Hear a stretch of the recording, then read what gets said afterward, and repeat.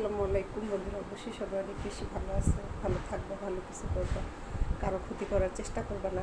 নিজে তুমি যদি কাউকে ভালো করো, তোমার জন্য আল্লাহ আল্লাহ আছে।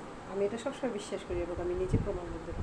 তো অবশ্যই আজকে আমাদের ছোট হজ পবিত্র জুম্মার দিন আমরা চেষ্টা করব আল্লাহর কাছে দোয়া করার জন্য। যে কত সকালবেলা বৃষ্টি হয়ে গেল, বৃষ্টির সময় আমরা দোয়া করবো, আজানের সময় দোয়া করবো, ওই সময় আমাদের দোয়াগুলো কবুল হয়। দয়া করে আমার মালিক অবশ্যই আমাদের মনের আশা পূর্ণ করে দিবে। এর জন্য আমাদের ভালো কিছু করতে হবে, ভালো হালাতে, ভালো নিয়তে, ভালো বরকতে থাকতে হবে।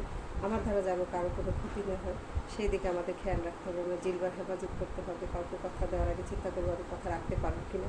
এরকম বন্ধুরা, আসলে এগুলি আমাদের নবী করিম সাল্লাল্লাহু আলাইহি ওয়াসাল্লামের সুন্নতের মধ্যে পরে উনি এগুলো করছে, আমরা তাই তার উম্মত, আমাদেরকে অবশ্যই এগুলো করতে হবে। আলহামদুলিল্লাহ, সবাইকে আল্লাহ তৌফিক দান করুক, সাথে আমাকে বন্ধুরা।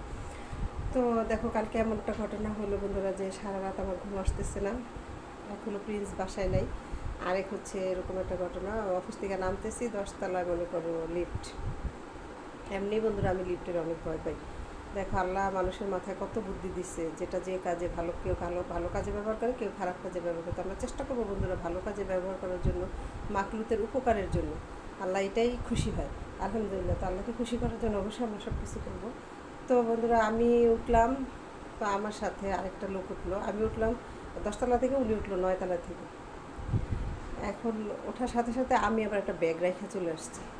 তো আমি আবার মানে ওই হাত দিয়ে আমি পারি না, আমার তো ভয় করে পরে। বললাম ভাই আমি একটু বাইরে, আমি কি জানি রেখে আসছি। তো উনি আমাকে বের করে দিল, আর দুইজন না একজন ছিল, খেয়াল করলাম না। এখন আমি বের হওয়ার সাথে সাথে বন্ধুরা ওই লিফট আটকায় গেছে। আল্লাহ, আমি তো মনে করো যে ভয়ে শেষ। আমি এমনি তো লিফটের ভয় পাই, আল্লাহ মাফ করে দিই।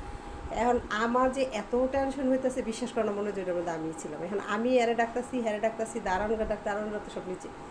আমি সেই ব্যাগ ট্যাগ রাইখা, মনে করো যে আরেকটা লিফট আছে, কিন্তু 2টা লিফট, আমি ভয়ে ওই লিফটে না, আমি দৌড়ে সিঁড়ি দিয়া মানে নিচে নামছি। কেমনে যে নামছি আল্লাহ জানে। নাইমা আমি দাঁড়ানো গিয়ে বলতেছি, আর ওনারা মনে হয় ওই যে ওনারা ওইটা দিতে দিতে, ওই যে ভিতরে কি যে কল দেয় না, ওইটা দিতে দিতে আমি নিচে নামছি, মানে অনেক পেরেশানি নিয়ে নামছি। নাইমা আমি ওদেরকে বলতেছি যে হ্যাঁ, লিফটের ভিতরে তো 10 তলায় লোকজন আটকায় গেছে। আর কই কল কল দেয় নাই, তো এই কথা বলার সাথে সাথে কল দিছে। আমার আন্টি আপনি কেমন এলেন, আমি তো সিঁড়িতে দূরে এসেছি।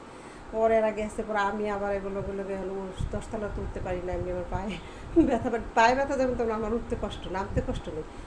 এখন না বন্ধুরা, এখন আর বেরোতে করতে পারে না, তালা খুলতে পারে না। আমি তো মানে বয়সে আতঙ্কে, আমি আল্লাহ কী হবো কী হবো, আমি আস্তাগফিরুল্লাহ পড়তাছি, দোয়া দুরুজ পড়তাছি যে আল্লাহ যেন কোনো বিপদ না, মানে আমার খুব ভয় লাগতেছে। ওকে বারবার জিজ্ঞেস করতেছি, তার না আন্টি কিছু হইব না, আল্লাহ বরং আমার সুপারভাইজার গেছে, হ্যাঁ গেছে, মানে আমি প্যারাশানি হইতেছি, এখনও খুলে না, এখনও বাইরে না গেছে। পরে বন্ধুরা 10-15 মিনিট পরে লোকটা বের হয়েছে, 2টা লোক ছিল। যাক আলহামদুলিল্লাহ, পরে আমি বাসায় আসছি। যাক বন্ধুরা, আমরা এই জন্য সবার বিপদ আগাবো, সবাই যেন আমার তৌফিক দান করে। ভালো থাকো, আসসালামু আলাইকুম।